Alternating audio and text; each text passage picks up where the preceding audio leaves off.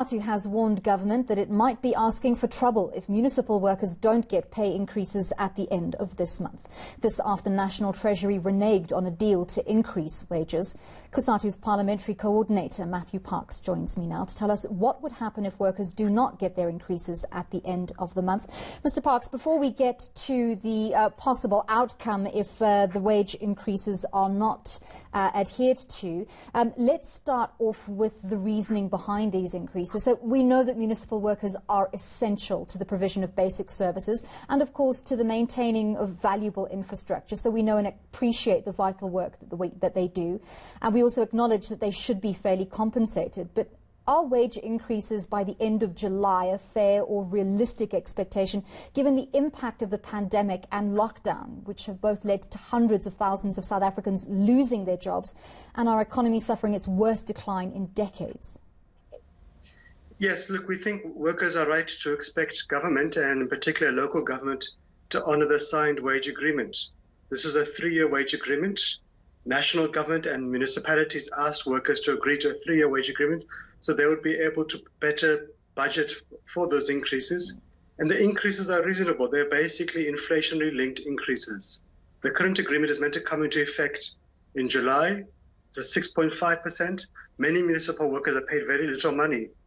And for government, for National Treasury to go to SALGO a week ago and to say they must withdraw from the agreement, they didn't even have the courtesy to put on the table an alternative agreement. So in effect, they're telling those workers to take a 5% salary cut, that they're going to lose the wages that they would have lost to inflation. Yet at the same time, as you said correctly, municipal workers, like other essential workers in government and the private sector, are on the front line against COVID-19.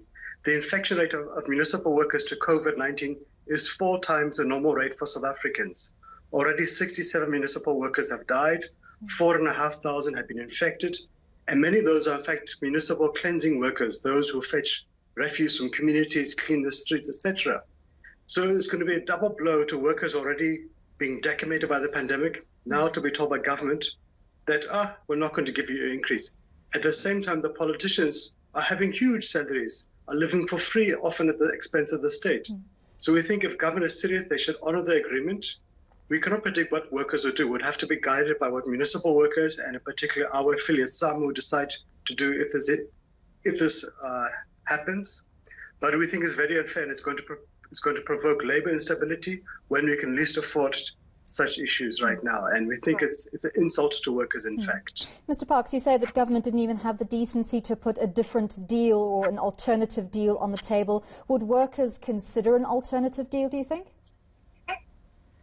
Look, as far as our position as Cosatu, and it's been the same one that our public service affiliates took in the Public Service Bargaining Councils, that government signed a legally binding agreement, they have to honour it. We do sympathise with the fiscal constraints facing government before COVID-19 and even more so now. We think the best thing simply is to implement the current agreement, which is a fair one, and then to look at the next 3-year agreement, or even broader than that. And we've put on table over many years, including now, offers to help the state stabilize its finances, from dealing with corruption and wasteful expenditure, which is consuming about 10% of the budget of government, to reducing what management earns, what politicians earn, to having a centralized collective bargaining process for the entire state, and including in particular the SOEs and the entities with those huge ballooning of what management earns.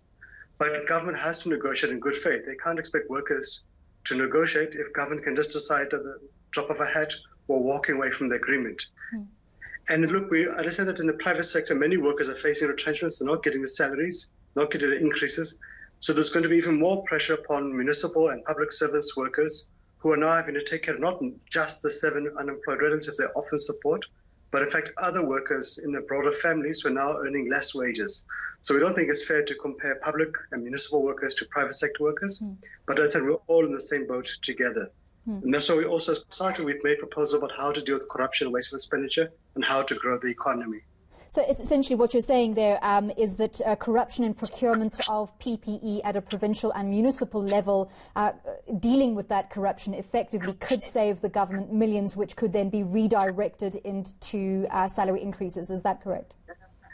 Yes, and look, the Auditor General released his reports on local governments 2 weeks ago, and there was damning findings.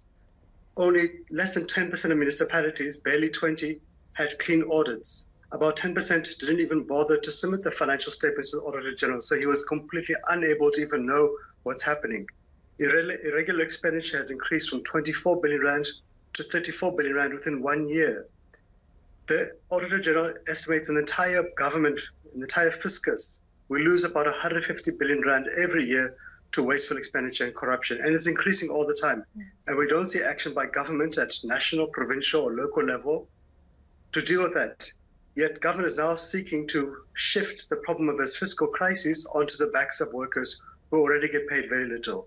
At the same time, they're not seeking to reduce the wage gap in national, provincial, or local government, or looking at ways to stabilize the state, to grow the economy, which will help to increase tax revenues. And those are the real heart of the issues that we need to tackle.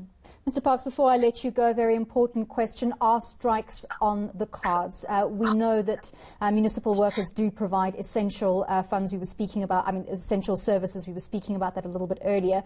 But should they strike, the lack of those services taking place could possibly lead to increased infections of COVID-19. Would workers consider putting a strike on hold for now, given the dire increase of cases, especially in Gauteng? Look, we would have to be guided by what municipal workers, and in particular what our affiliate, which organizes the local government, SAMU, decide. Government has tabled this proposal at SALGA. SAMU has to hear from SALGA what is their decision. It will go through a series of processes. And look, workers never go on strike as a first choice, because when you go on strike, there's no work, no pay. But it's a tool of desperation, it's a tool of defense for workers when employers have really abused them. We hope it wouldn't go to that situation, but that would be a decision of SAMU and our municipal workers to decide if appropriate. All right, thank you very much. Cosatu's Matthew Parks speaking to us there about wage increases set to take place at the end of July, but that in doubt at the moment.